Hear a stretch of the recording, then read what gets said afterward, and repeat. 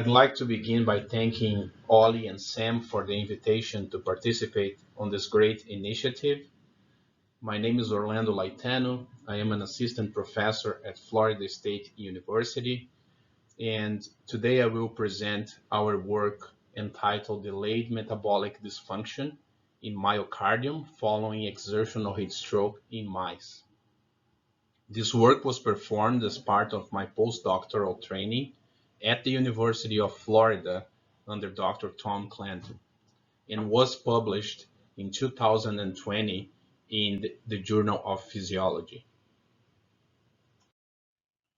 Our main motivation to perform this study began with the observation that retrospective studies show that if you have had an episode of heat stroke in the past, you have 2.2 times greater risk of dying of ischemic heart diseases and 1.7 times greater risk of dying of other forms of cardiovascular diseases.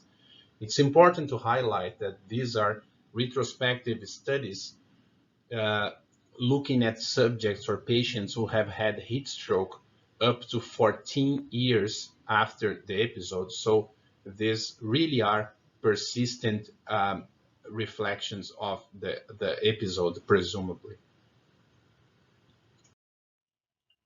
The reason I said presumably on my last slide is because with retrospective studies, it's very difficult to determine or to establish a cause or consequence relationship. In other words, we don't know whether those patients, because they had an increased risk of developing cardiovascular disease, therefore they had an increased risk of having the EHS episode, or whether indeed the exertional heat stroke episode led the subjects to have an increased risk of cardiovascular disease. And these are difficult questions to answer, especially because it's extremely challenging to study exertional heat stroke in humans because, of course, the protocol can lead to death, and therefore it's difficult just to address this question using human models.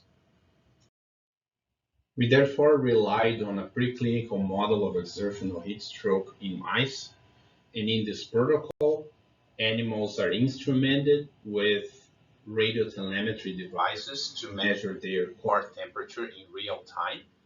And after they recover from surgery, we supplement their cages with running wheels so that they can perform uh, voluntary wheel running for up to 3 weeks.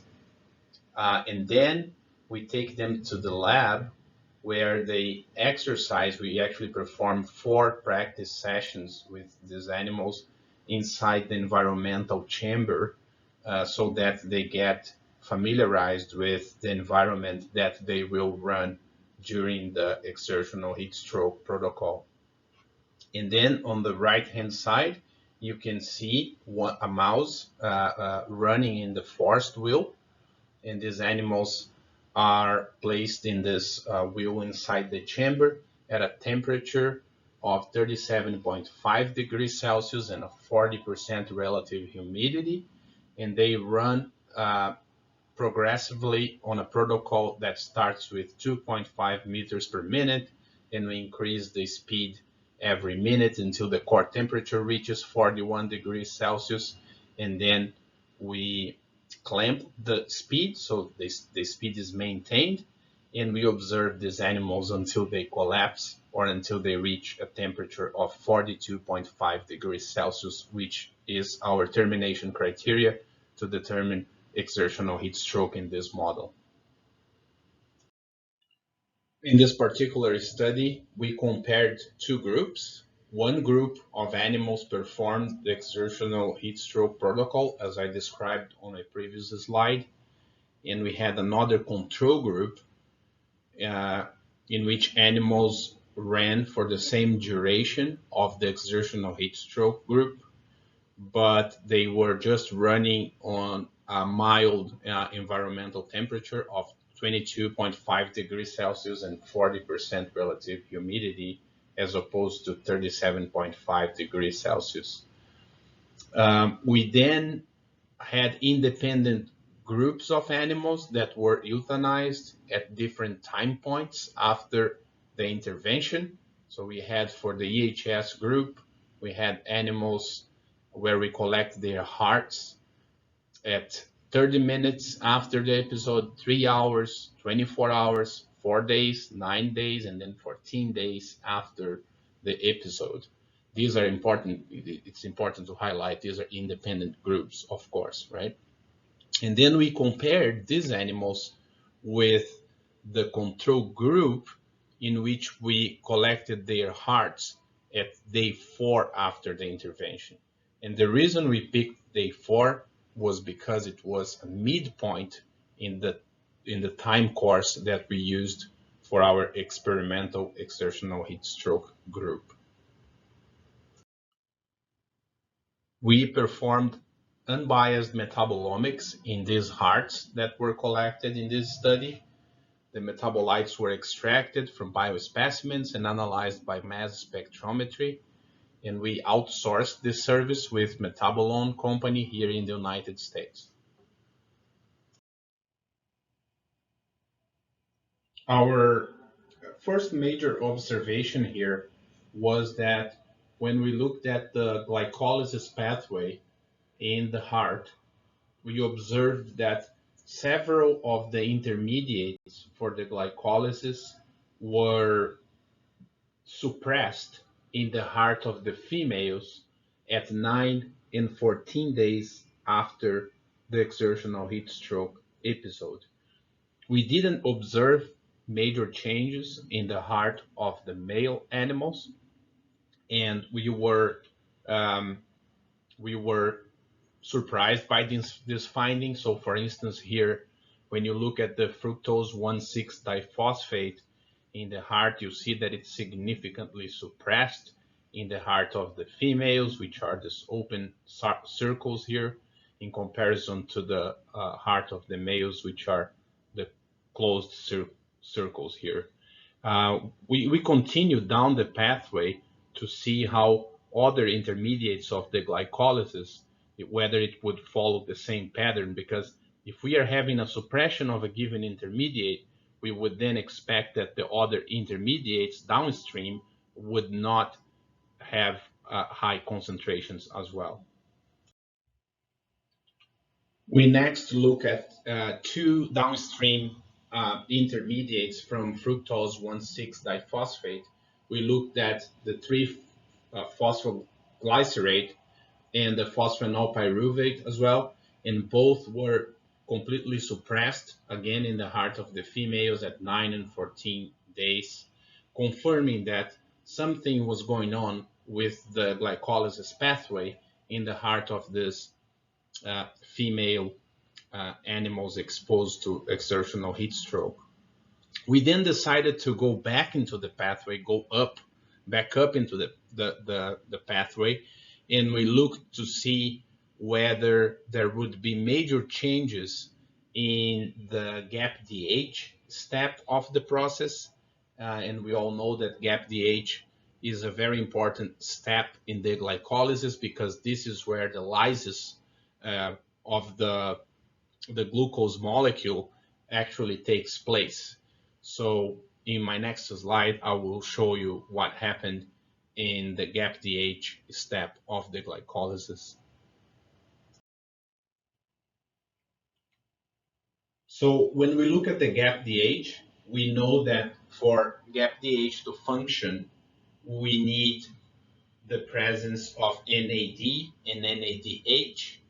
And when we looked at this NAD and NADH in these hearts, we can see that in the female heart again, there was a complete suppression of NAD. So NAD was unavailable for these hearts, and so was NADH. And we took this as an evidence that GAPDH wouldn't have what's required for it to function. Therefore, it could explain why these intermediates were not flowing down the glycolysis pathway in the heart. So we decided then to move one step up the pathway, and we checked to see whether there would be a diversion of substrates towards alternative pathways in these exertional heat stroke hearts. We then checked the intermediates for the pentose phosphate pathway and to confirm whether the substrates were shifting towards the pentose pathway, and it was a sure thing. So as you can see here in these three slides, all these three key intermediates of the pentose phosphate pathway were elevated in the heart of the female animals who had exertional heat stroke.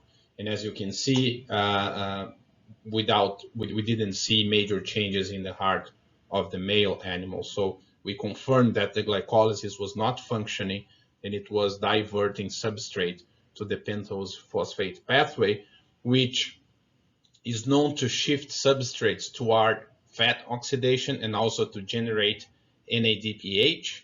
And we know that NADPH can be used as a substrate for the NADPH oxidases and generate reactive oxygen species and perhaps be damaging to these hearts. Finally, we also observed an accumulation of free fatty acids in the heart of these female animals exposed to exertional heat stroke, and we didn't observe major accumulations of free fatty acids in the heart of the males. Accumulation of free fatty acids is a feature of other types of cardiovascular diseases, and therefore our findings are consistent with exertional heat stroke inducing this delayed metabolic dysfunction in the hearts of the females after exertional heat stroke. And in my next slide, I will try to quickly explain or perhaps find a justification of why this apparent sex differences in response to exertional heat stroke in this model. Uh, In this slide, we have the core temperature of both male animals in red and female animals in black. And as you can see, in our hands, females are more tolerant to heat than males. They exercise in the heat for a longer duration, and they seem to collapse at about 40% longer after beginning exercise in the heat in comparison to males. Therefore, because they are exposed to a greater heat load and because they exercise for longer than the males, we believe that this could be an explanation to justify why they are displaying these signs of metabolic dysfunction up to 14 days after exertional heat stroke in this model. In conclusion, exertional heat stroke increases the long-term cardiovascular abnormalities in humans. In our model, the female animals show a metabolic change consistent with myocardium dysfunction that emerge only 9 to 14 days post-episode. We did not observe any significant changes in the male animals, probably because they were symptom limited at lower exercise levels and heat loads. The major changes we observed in the female hearts were characterized by a shift of glycolysis to pentose phosphate pathway and also marked elevations in free fatty acids, ceramides, and diacylglycerols. Thank you very much for your attention.